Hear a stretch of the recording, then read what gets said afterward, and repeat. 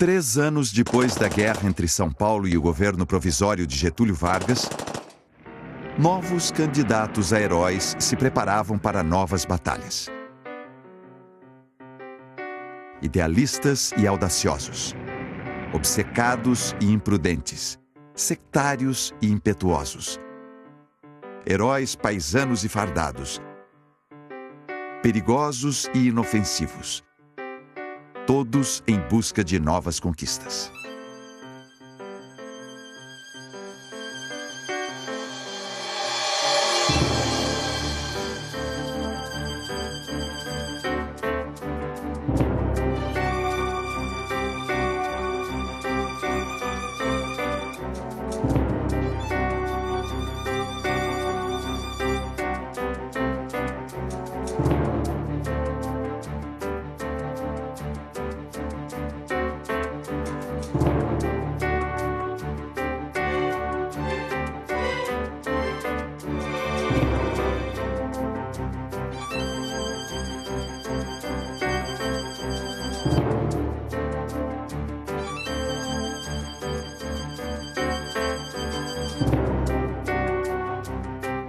No final de novembro de 1935, membros do Partido Comunista do Brasil lideraram 3 levantes militares, com a intenção de derrubar o governo de Getúlio Vargas.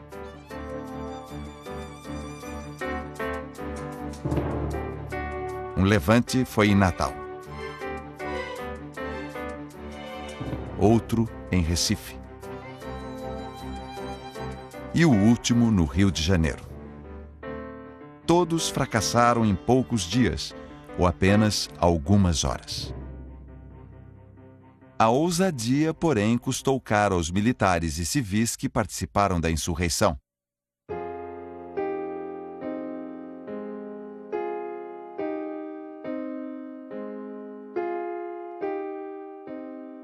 Vários rebeldes foram brutalmente torturados e até simpatizantes do Partido Comunista, sem qualquer envolvimento com o levante, acabaram presos. Usando a revolta como pretexto, o governo de Getúlio Vargas criou a Comissão Nacional de Repressão ao Comunismo e também um tribunal especial para julgar crimes políticos.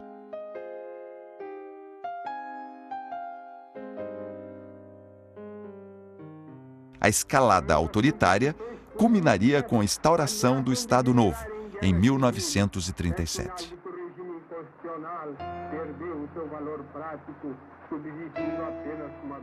Apesar da rapidez com que foram derrotados, os levantes de 1935 passaram a ocupar um lugar de destaque no imaginário político dos vencidos e dos vencedores.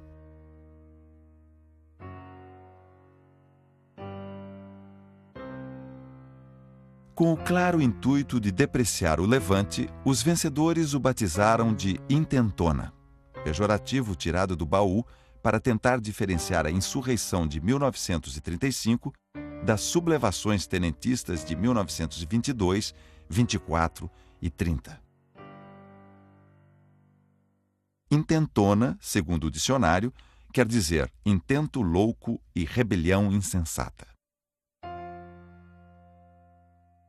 Os vencedores espalharam a lenda de que durante a revolta no Rio, soldados do 3º Regimento de Infantaria foram covardemente assassinados pelos rebeldes enquanto dormiam. Não há nenhuma fonte histórica que justifique isso é claramente uma falsidade. No entanto, contribuiu muito essa falsidade para difundir a ideia de traição, de que o comunismo tornaria as pessoas traidoras de seus próprios camaradas, de seus próprios conterrâneos e, eventualmente, de seus próprios parentes. A Revolução de 35, menos do que pelo seu conteúdo bolchevique, ela é satanizada na cultura política brasileira pela ameaça de ruptura. Porque nunca houve nenhuma ruptura na história brasileira. Não houve em 22, não houve em 89, não houve em 46 e não houve em 64. Não houve em 85, nós sobrevivemos a conciliações. Então, tudo que diga respeito à ruptura é visto com imenso pavor.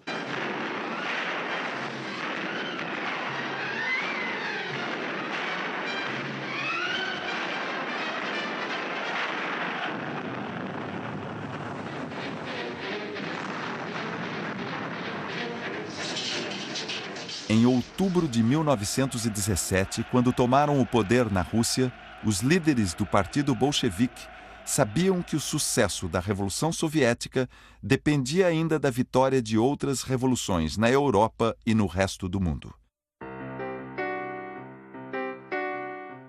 Esse foi o objetivo que levou à criação, em 1919, da Internacional Comunista, com sede em Moscou.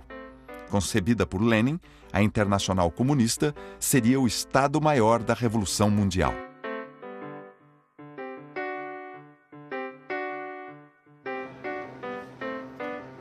Mas a Revolução Mundial, afinal, não aconteceu. A partir do fracasso do Partido Comunista Alemão, em 1919, a Revolução começou a sair da ordem do dia. Na verdade, a Terceira Internacional renuncia à Revolução a quente, de verdade, depois de 1919. As tentativas revolucionárias são exceções à regra de uma política, na verdade, não revolucionária. Por isso é que o caso da nossa Revolução Comunista no Brasil em 1935 parece tão chocante, porque ela está fora do timing, está fora da temporalidade da política da Terceira Internacional. É mais um acidente do que uma decisão estratégica.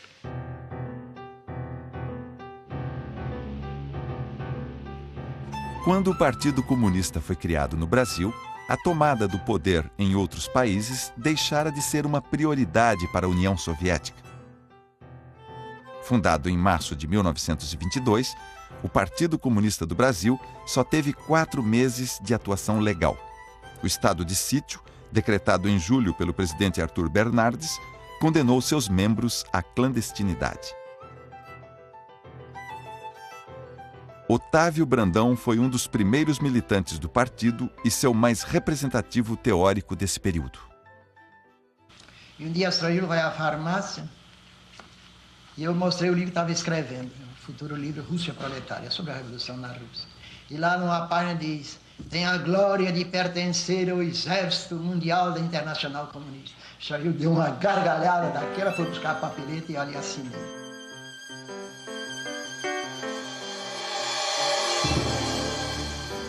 Aceito como membro da Internacional Comunista em novembro de 1922, o Partido Comunista do Brasil passou a ser uma seção dessa organização, que coordenava e controlava a atuação do movimento comunista internacional de acordo com os interesses do Estado soviético. 1922, no entanto, não ficou gravado na memória política brasileira como o ano em que o comunismo chegou ao país. Até hoje, 1922 é lembrado por ser o ano da rebelião tenentista. Na madrugada de 5 de julho, jovens oficiais e praças se rebelaram contra o governo. O forte de Copacabana, no Rio de Janeiro, se sublevou e foi bombardeado pelas forças leais ao presidente Arthur Bernardes.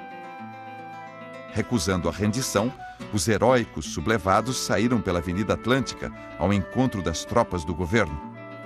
Apenas 2 tenentes sobreviveram ao tiroteio: Eduardo Gomes e Antônio Siqueira Campos.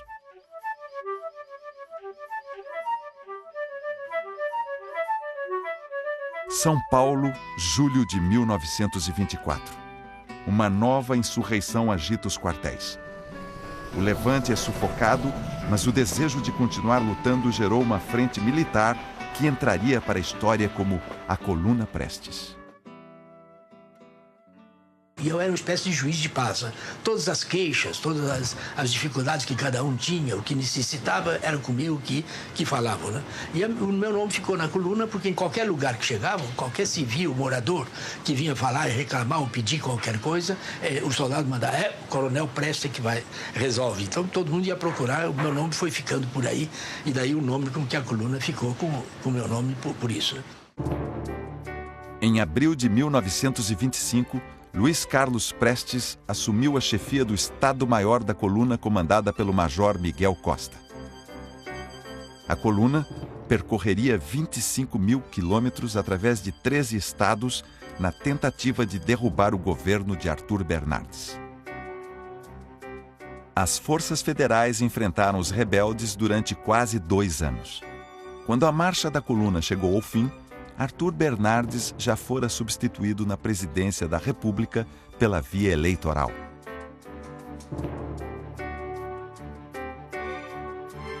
Prestes pediu asilo à Bolívia, sem ter sido derrotado em combate. Estava nascendo um novo herói nacional. A minha geração, que é a geração que nasce entre 10 e 12, né, deste século, eu penso também que nas gerações que nascem depois, até os anos 20, e mesmo nos anos 30, né, são gerações para as quais Prestes foi uma figura legendária nesse período, né? O Cavaleiro da Esperança.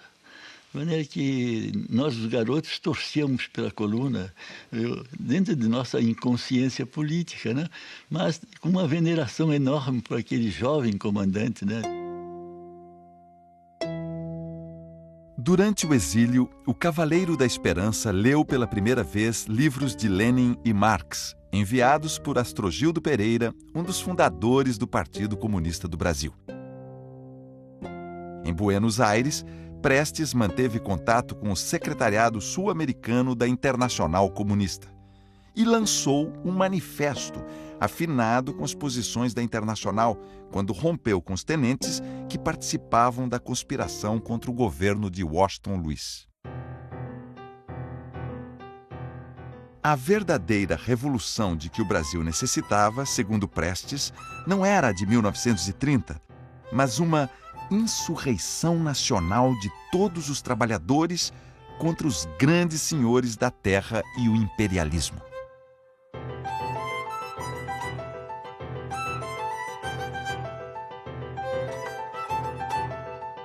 Quem acabou contribuindo de maneira inesperada para o projeto político de Prestes foi a Revolução de 30. Antes de romper com os tenentes, o Cavaleiro da Esperança recebera de Getúlio Vargas o equivalente hoje a 2 milhões de reais para a compra de armamentos. Depois do rompimento, o que sobrou desse dinheiro foi usado por Prestes para financiar as atividades da Internacional Comunista na América do Sul. Não era isso com essa importância que ele podia me comprar e fazer mudar de posição. A minha posição estava definida. Mas aí que eu fiquei com o dinheiro e mantive a mesma posição, né? E eu disse, esse dinheiro vai servir para a Revolução. E entreguei realmente para o secretariado latino-americano já da Internacional Comunista, né? Em setembro de 1931, Prestes seguiu para Moscou. Estavam em curso, na época, o primeiro plano quinquenal de industrialização e a coletivização da produção agrícola. O projeto de construir o socialismo em um só país substituíra a ideia da Revolução Mundial. Eu fui trabalhar lá na União Soviética como engenheiro estrangeiro, levei a minha mãe e minhas irmãs e embarquei para a União Soviética. Aí termina a parte mais importante da minha vida por aqui, pela América Latina. Nesse depoimento, dado em 1983, quando estava com 85 anos, Luiz Carlos Prestes parece querer guardar a lembrança apenas dos tempos de glória da coluna e apagar da memória as lutas que vieram depois do triunfo da Revolução de 30, quando ele se tornou um comandante sem tropa. Prestes já foi à União Soviética com essa intenção na cabeça, de fazer a revolução, a sua revolução, a que ele considerava verdadeira, depois de haver se recusado a participar do movimento armado de 1930 que levou Getúlio Vargas ao poder. O Brasil se preparava para voltar a um regime constitucional no momento em que começavam a se dissipar os efeitos da crise econômica iniciada em 1929. Foi nesse período que aumentaram as relações comerciais e os investimentos dos Estados Unidos e da Alemanha.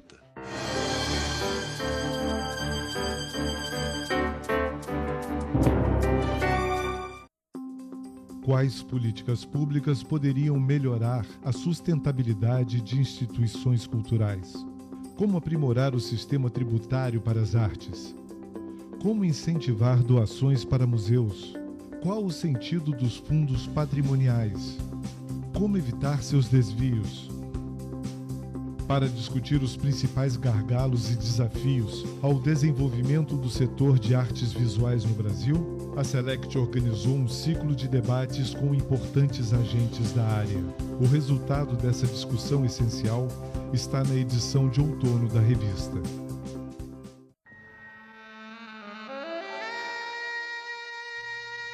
A herança da Grécia Antiga na civilização ocidental. Um passeio por temas como tragédia, música e democracia a partir de conversas com artistas e pensadores. Um dos mais instigantes e desconhecidos projetos do diretor Cris Marquet. O Legado da Coruja. Aqui, no canal Curta.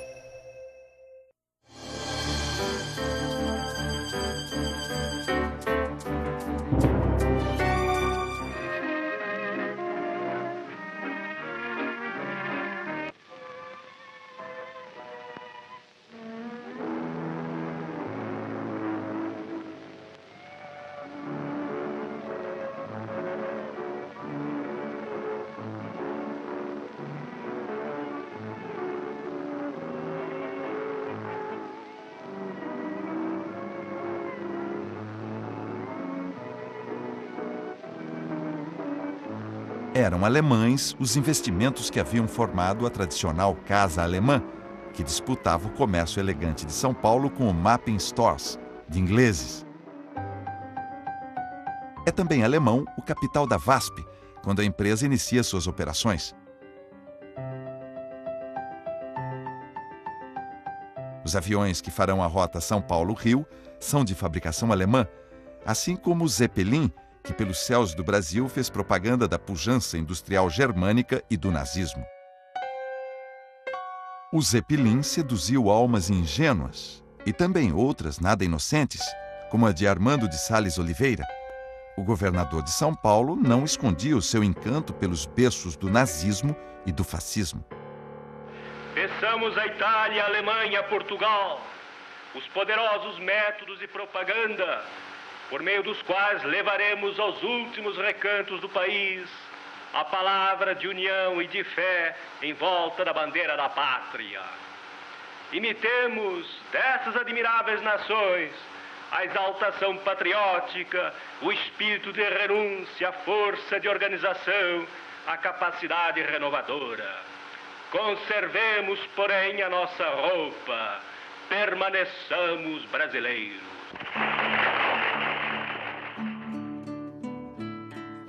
Em maio de 1933, 3,5% da população vão às urnas. Pela primeira vez no Brasil, o voto é secreto e as mulheres têm direito de votar.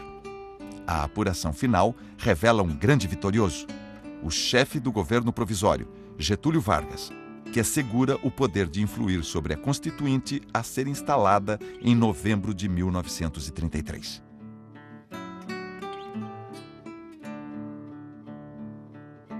A vitória da situação, porém, não foi total. Em vários estados importantes, as oligarquias derrotadas em 1930 voltaram ao poder, criando um clima de agitação em boa parte do país.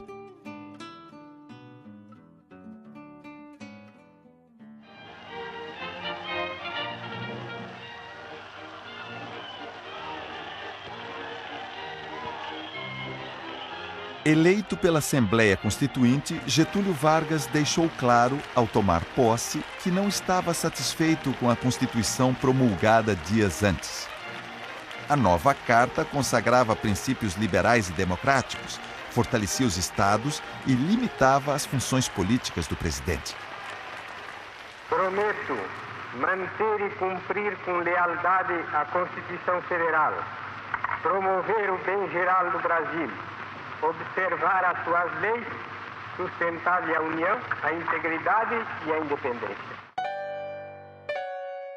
O juramento protocolar não teria impedido Vargas de dizer a um amigo: creio que serei o primeiro revisionista da Constituição. Do ponto de vista do governo, ou dos militares que cercavam Getúlio Vargas, ou dos integralistas, a Constituição de 1934 foi vista com muitas ressalvas, porque ela tinha um figurino menos centralizador, não autoritário, que era do desejo dessas correntes. Para Getúlio Vargas, a nova Constituição fragmentava e diluía a autoridade, instaurava a indisciplina e confundia as atribuições dos poderes da República. O ministro da Guerra, general Góes Monteiro, chegou a dizer que curvar-se à soberania do povo é o destino das nações suicidas. A Constituição, para a grande massa do povo, foi recebida de forma indiferente, digamos. Como sucede normalmente, sobretudo num país como o Brasil, para a grande massa popular, sobretudo no início dos anos 30, a existência ou não de um modelo constitucional não era uma questão fundamental, era uma questão vista até com certa indiferença. Mas não era só na cúpula do governo que a democracia estava em baixa. Em outubro de 1932, surgira a Ação Integralista Brasileira, chefiada por Plínio Salgado. Influenciado pelo fascismo italiano, o integralismo se dizia um movimento nacionalista em defesa da ordem, da disciplina e das tradições patrióticas. Era contra as oligarquias e pretendia combater o liberalismo, o socialismo e o capitalismo internacional. No final de 1934, o integralismo dizia ter 180 mil inscritos em núcleos espalhados por todo o país. A maioria dos militantes era antissemita e muitos deles participavam de grupos de choque dedicados a expedições punitivas.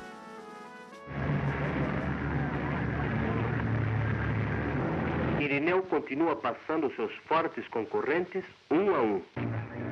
Apesar das ambições heróicas de integralistas e comunistas, era longe da arena política que outros pretendentes a heróis, arriscando a própria pele, arrebatavam multidões. Tão perigoso era o circuito da Gávea, no Rio de Janeiro, que sua pista ganhou o apelido de Trampolim do Diabo. O segundo grande prêmio da cidade revelou ao mundo um herói brasileiro, Irineu Corrêa. Numa época em que italianos e alemães disputavam a hegemonia nas pistas de corrida, Irineu Corrêa venceu pilotando uma baratinha fabricada pela Ford americana. No ano seguinte, logo na primeira volta, o campeão brasileiro perdeu o controle do carro, chocou-se contra uma árvore e caiu num canal, morrendo no acidente. Os integralistas contavam com a simpatia de membros do governo e das Forças Armadas. Mesmo assim, elegeram apenas um deputado em todo o país nas eleições para a Câmara Federal e as Assembleias Constituintes dos Estados.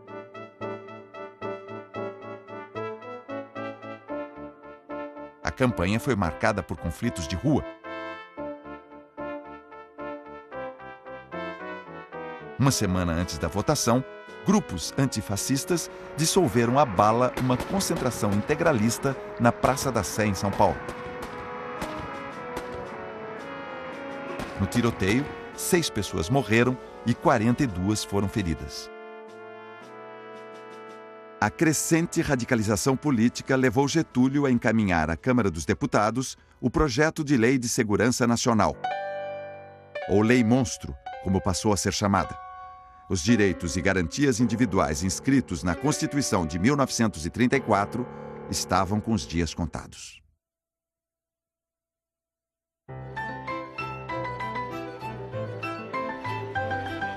Foi para lutar contra a lei monstro e o integralismo que políticos, profissionais liberais e militares se juntaram para formar, em março de 1935, uma frente antifascista chamada Aliança Nacional Libertadora.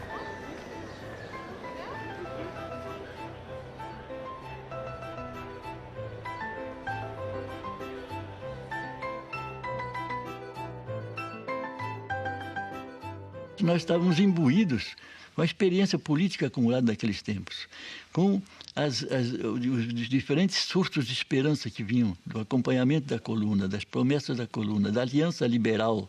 Tá? E depois, as decepções correspondentes, né? O desejo do novo, né? O desejo de mudanças, o desejo de soluções para os grandes problemas do país. Né?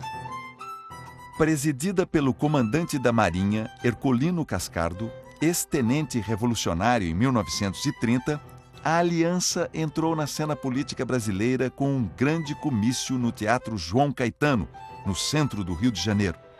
Durante a cerimônia, um jovem estudante de direito chamado Carlos Lacerda, então membro da Juventude Comunista, sugeriu o nome de Luiz Carlos Prestes para presidente de honra da Aliança. E o Cavaleiro da Esperança foi eleito por aclamação.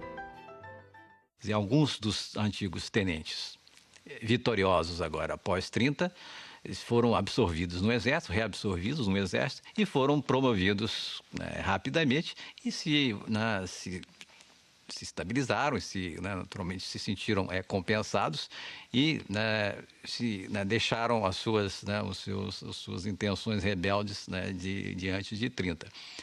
Outros entraram na política, que era uma tentação muito grande naquele momento, se tornaram interventores e, eventualmente, só mais tarde é que regressaram ao Exército. Mas também, numa atitude, às vezes, reformista politicamente, mas não mais revolucionária. E, por fim, um terceiro grupo, e aí, sem dúvida, muito influenciado pela opção de Prestes, pelo radicalismo, e sua entrada no Partido Comunista, este grupo se dirigiu para a esquerda, às vezes se mantendo dentro do Exército, mas se orientou muito mais para a esquerda. E foi este grupo que entrou na ANL e foi este grupo que participou também da revolta de 35. Desde agosto de 1934, Prestes pertencia aos quadros do Partido Comunista do Brasil, que só o aceitou por determinação da Internacional. Afinal, fui considerado membro do partido por ordem da Terceira Internacional, porque a Terceira Internacional, nessa época, realmente mandava nos partidos. Deu ordem e eles publicaram no dia 1º de agosto de 34, a classe operária, que era o órgão, o jornal do partido, publicou a minha adesão ao partido. Prestes ainda estava em Moscou quando a Revolução Soviética completou 17 anos. O 10º aniversário da Revolução fora celebrado em 1927 com o filme Outubro. Em 1934, foi a vez de Chapayev. Outubro era um épico sobre o heroísmo coletivo. Chapayev, um épico sobre o heroísmo individual. Comandante do Exército Vermelho durante a Guerra Civil, Chapayev tornou-se um modelo de coragem e liderança para todos os russos e, certamente, também para candidatos a heróis de outros países. 29 de dezembro de 1934. Depois de 3 anos na União Soviética, Luiz Carlos Prestes inicia sua viagem de volta ao Brasil. 31 de dezembro de 1934. Getúlio Vargas escreve ao embaixador do Brasil nos Estados Unidos, Oswaldo Aranha, que o ano de 1935 se inicia numa atmosfera de dúvida e temor.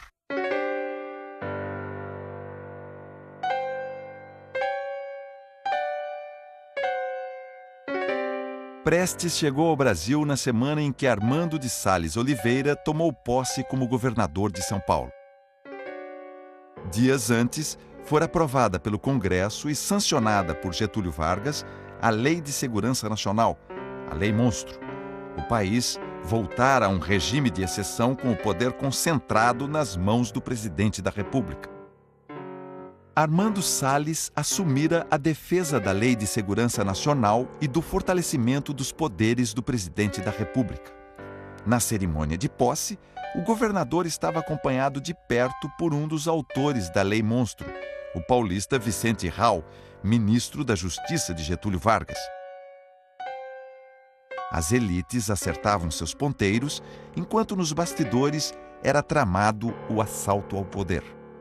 No Rio de Janeiro já estava instalado o Secretariado Latino-Americano da Internacional Comunista, que tinha sede em Montevidéu, mas como a situação brasileira era assim tão séria, tão grave, foi transferida para o Rio.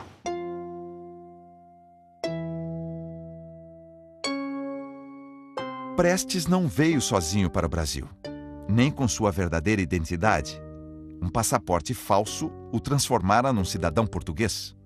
No papel de esposa, uma revolucionária alemã, Olga Benário, agente do serviço de espionagem do exército soviético.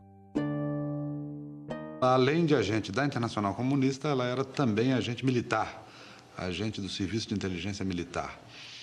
O meu livro havia revelado que ela tinha feito preparação militar, tinha feito curso de preparação militar, pilotava aviões, tinha feito curso em cavalaria, falsificava documentos, atirava com arma curta, com arma longa, falava 5 idiomas, ou seja, era uma típica agente cominterniana dos anos 30.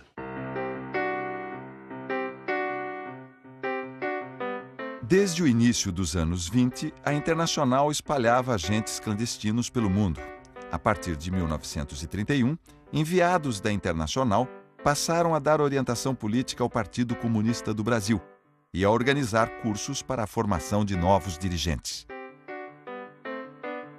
No caso, Prestes Manuilski, que era o principal homem da Internacional, e provavelmente 2 ou 3 dirigentes altos do Serviço de Espionagem do Exército Vermelho, consideraram possível a repetição do esquema que havia sido empregado na China. Quando Prestes e Olga chegaram, outros casais, também clandestinos, já atuavam no Rio. Arthur Evert e Elise Saborowski eram alemães, assim como Johann de Graaf e Helena Kruger. Rodolfo Guioldi e Carmen de Alfaia eram argentinos. Pavel e Sofia Stuchevsky, soviéticos. Arthur Evert tinha passaporte americano em nome de Harry Berger. Stuchevsky virou o cidadão belga Leon Jules Vallée e Johann de Graaf adotou o nome de Franz Gruber. A esse grupo viria juntar-se o americano Victor Allen Barron. Eram, ao todo, 11 pessoas encarregadas de prestar assessoria política, ensinar técnicas de sabotagem, dar treinamento paramilitar e estabelecer comunicação direta por rádio com Moscou. Enquanto este grupo começava a atuar no Brasil, a Internacional Comunista adotava, como política oficial, a formação de frentes populares antifascistas para enfrentar a ameaça do nazismo. Seguindo essa orientação, Prestes anuncia sua adesão à Aliança Nacional Libertadora.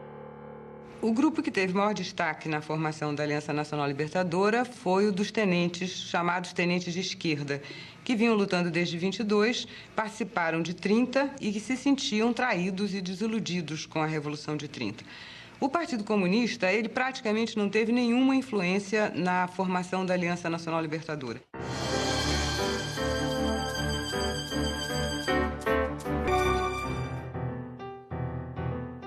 A Lei de Segurança Nacional, que fora sancionada por Getúlio 5 dias depois da formação da aliança, não impediu que a aliança tivesse um crescimento rápido. Os filiados teriam chegado a mais de 70 mil, sendo grande o número de militares.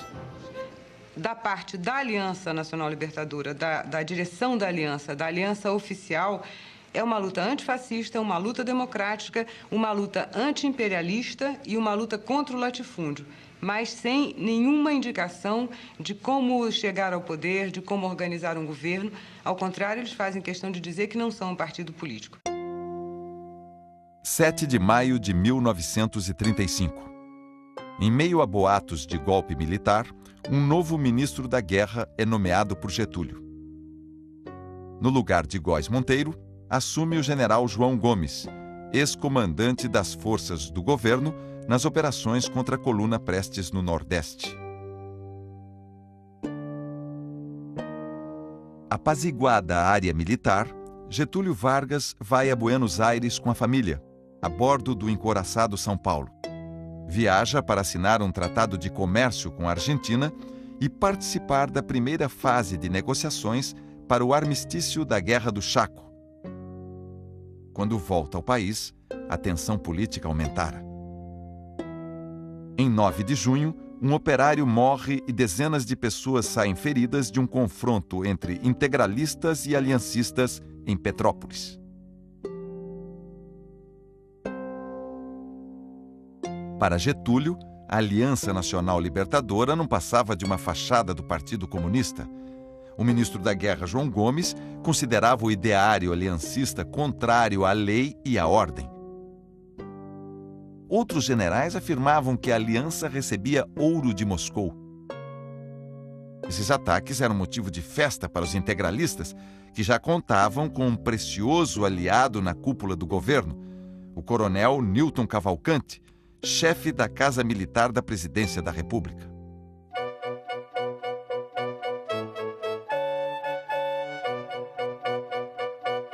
Entusiasta da cultura física, o coronel Newton Cavalcante esmerou-se na organização deste desfile, realizado na tarde do último domingo de junho de 1935, na Avenida Beira-Mar.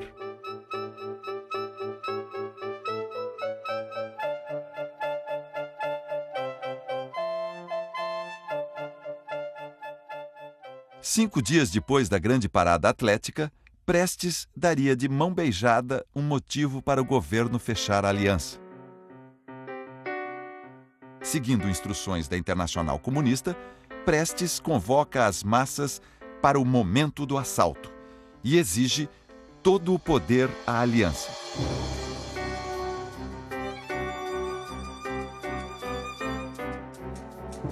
Lido por Carlos Lacerda, o manifesto pega de surpresa o setor aliancista que atuava em defesa da Constituição de 1934. Na semana seguinte, Getúlio manda fechar a aliança. Pouco antes, Prestes escrevera uma carta profética ao seu antigo companheiro da coluna, Miguel Costa. Nesta carta, ele dizia: "A Aliança Nacional Libertadora é uma organização que já não se pode facilmente matar. Quando o governo a lançar na ilegalidade, os seus dirigentes continuarão na sombra o trabalho já começado." A liquidação da aliança já era esperada, mas a falta de reação pegou todos de surpresa. O único protesto foi uma marcha de 5.000 pessoas em São Paulo, liderada pelo historiador Caio Prado Júnior. A convocação para o povo pegar em armas, feita dias depois pelo Partido Comunista, também caiu no vazio.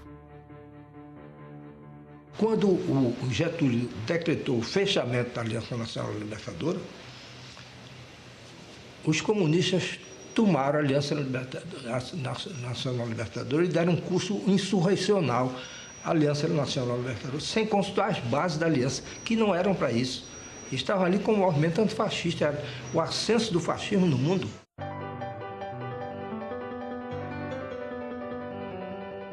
O Comitê Central do Partido Comunista estava convencido que o país vivia uma crise pré-revolucionária. Antônio Maciel Bonfim, codinome Miranda, secretário-geral do partido desde julho de 1934, chegou a descrever o governo batendo em retirada enquanto as forças armadas e a polícia confraternizavam com os comunistas. Prestes, quando ainda estava na União Soviética, descrevera o Nordeste como uma economia feudal e escravagista, e os cangaceiros como guerrilheiros camponeses que contavam com grande simpatia do povo. A tarefa dos comunistas, segundo Prestes, seria conduzir os cangaceiros num grande movimento contra o feudalismo e o imperialismo. Apesar de fora da lei, os núcleos continuaram a crescer, os núcleos de aliança, desenvolviam-se os núcleos de aliança. E o Partido Comunista se preparava para a insurreição. Uma vez fechada a Aliança Nacional Libertadora, Prestes procura seus antigos companheiros de farda e propõe ressuscitar a coluna, agora multiplicada e orientada. Miguel Costa responde criticando Prestes por ter lançado a palavra de ordem "todo o poder à aliança", sem iniciar em seguida a insurreição. Que o Miguel Costa considera um absurdo você transformar aquele movimento de massa, pretender transformar aquele movimento de massa num movimento revolucionário, num levante armado. E adverte o Prestes várias vezes que aquilo é o equivalente a colocar uma criança para enfrentar um elefante. Это нашу партию, товарищи, партию большевиков, как на одной шестой части мира в непримиримой революционной борьбе, великой лаборатории социалистического труда и мысли под руководством Ленина и Сталина творческий марксизм получил и получает с каждым днем свой всемирно-исторический размах.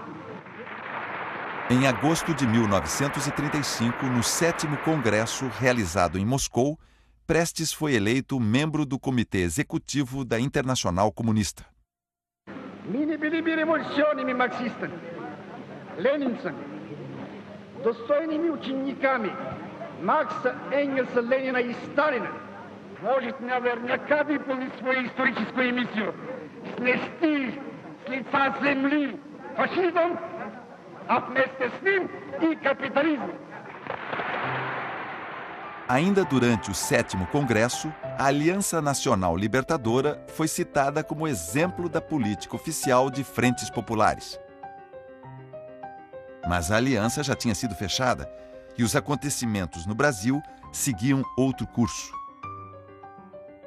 O secretário-geral do Partido Comunista dizia que o país marchava a grandes passos para a luta decisiva pela derrubada do governo de traição nacional.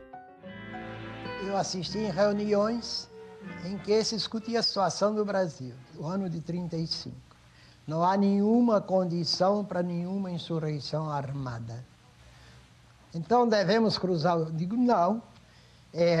A aliança tinha sido fechada, foi depois de junho ou julho.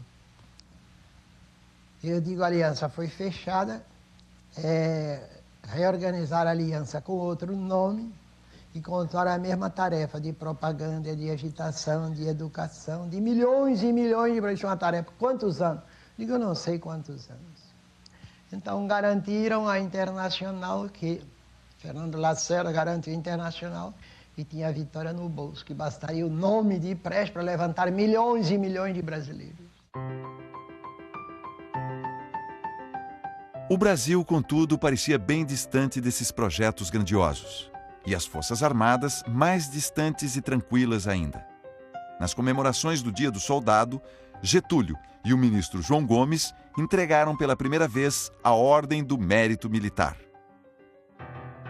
No mesmo dia, circulou nos quartéis um folheto distribuído por uma célula do Partido Comunista denunciando a hipocrisia do Dia do Soldado, exortando a tropa a se negar a fazer ginástica de madrugada e a esculhambar o canto orfeônico até acabar com ele.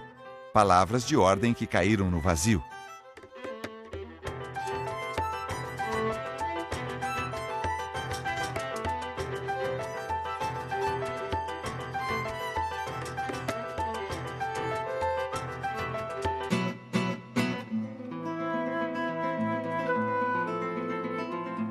Grandes mas vãs esperanças eram depositadas nas Forças Armadas, tidas como aliadas na luta pela liberdade e pela democracia. O jornal aliancista Amanhã via o Exército como uma instituição popular, de filhos do povo, que sempre se recusara ao papel de capitão do mato. 10 de outubro de 1935. Luiz Carlos Prestes escreve a Miguel Costa: as condições objetivas indicam que, de um momento para o outro, podemos estar à frente de acontecimentos de tal envergadura que sejamos obrigados a pôr na ordem do dia a questão da tomada do poder. Comunistas e aliancistas estavam convencidos de que a revolução viria. Era apenas uma questão de tempo. Que a luta armada sempre foi a tática do Partido Comunista. Mesmo que se tivesse uma tática eleitoral nesse ou naquele momento, ninguém acreditava naquela época ser possível chegar ao poder sem a luta armada. E, portanto, todas as reuniões do Partido Comunista, todas as palavras de ordem que davam, sempre estavam pressupondo a luta armada. Prestes vivia com Olga Benário no bairro de Ipanema, onde o casal arriscava até algumas incursões à praia. Arthur Evert e Elise eram vizinhos de Prestes e Olga. 2 vezes por semana, na casa de Evert, o pequeno grupo se reunia à noite com Guioldi e o secretário-geral do partido, Antônio Maciel Bonfim, o Miranda. Embora a Olga tivesse sido formalmente destacada para fazer segurança pessoal, para ser guarda-costas do Prestes, e ela tinha qualificação para isso, na verdade, a impressão que fica, embora ninguém disponha de informação mais precisa sobre isso, é que ela tinha um papel um pouco mais abrangente. Tanto que ela interfere, ela participa de reuniões, ela interfere, ela se surpreende com o despreparo dos dirigentes comunistas brasileiros. Em 17 de outubro de 1935, Arthur Evert telegrafou a Moscou dizendo que poderiam ser obrigados a agir. A redução dos efetivos militares, iniciada pelo governo de Getúlio, com afastamento de soldados, cabos e sargentos, enfraqueceria a base de apoio dos comunistas nas Forças Armadas. No telegrama, Evert pedia que fosse enviado com urgência o equivalente hoje a R$2.600.000. Para que vocês precisam desse dinheiro? Perguntou espantado o chinês Shen Xiaoyu, conhecido como Van Min, chefe do secretariado latino-americano da Internacional Comunista. No mesmo telegrama de resposta, Van Min pediu que alguém fosse enviado a Moscou para fazer um relatório da situação no Brasil. Enquanto essas mensagens iam e vinham, o governo aparentava tranquilidade. Cumprindo os ritos do poder, Getúlio compareceu com seu ministro da Educação e Saúde, Gustavo Capanema, à inauguração do Hospital Estácio de Sá. O que houve no Brasil foi uma operação de serviço secreto. Foi uma operação organizada ao mesmo tempo pela Polícia Política Soviética e pelo Exército Vermelho, através do seu Departamento de Espionagem Militar.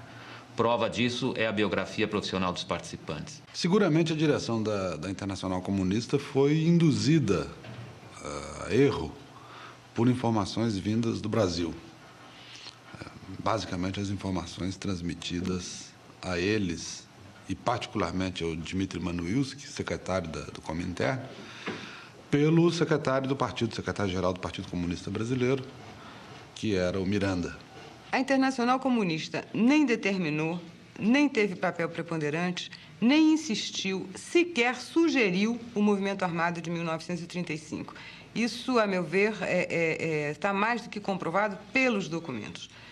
O que a Internacional faz é, já que os comunistas brasileiros afirmam que a situação revolucionária no Brasil está se desenvolvendo a passos largos, é dar uma ajuda no sentido de apoio político, mandar meia dúzia de pessoas para cá, que, por sinal, a maioria delas em desgraça, em Moscou, e um apoio financeiro, em especial para a sustentação de Prestes e desse grupo aqui.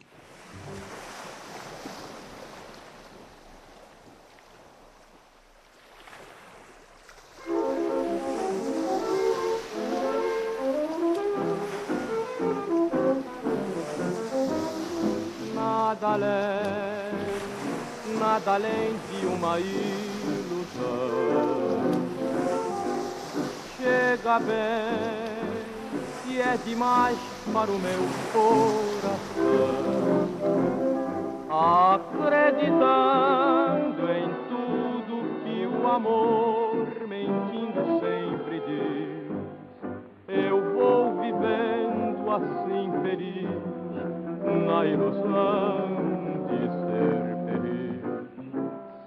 amor só nos causa sofrimento e dor. É melhor, bem melhor a ilusão